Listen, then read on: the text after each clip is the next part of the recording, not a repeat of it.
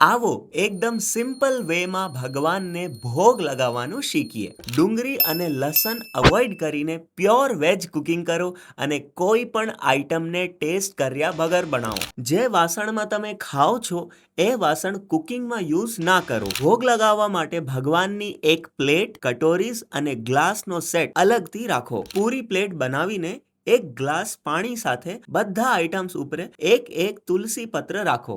જો ઘરમાં વધારે લોકો હોય તો કપડાથી કવર કરીને મંદિર સુધી લઈ જાઓ. આસન પર ઊભા રહીને આચમન કપથી હાથ શુદ્ધ કરી લો. ડાબા હાથથી ઘંટી વગાડતા વગાડતા જમણા હાથથી આ રીતે ભોગ લગાવો. 3 વાર આ મંત્રનું જપ કરો. પહેલા શ્રીલા પ્રભુપાદ, પછી ચૈતન્ય મહાપ્રભુ અને પછી શ્રી કૃષ્ણ અને હરે કૃષ્ણ મહામંત્ર. પછી 10 મિનિટ રાહ જોવો. પડદો હોય તો મંદિરને કવર કરી દો.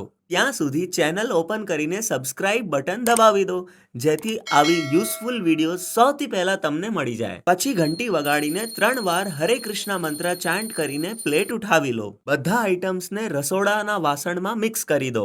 ભગવાનની પ્લેટમાં પાણી નાખીને રાખી દો ને પ્રસાદમ રેડી. આ જ પ્રોસેસ પૂરી ડિટેલમાં સમજવા માટે નીચે આપેલી લિંક પર ક્લિક કરો. હરે કૃષ્ણ.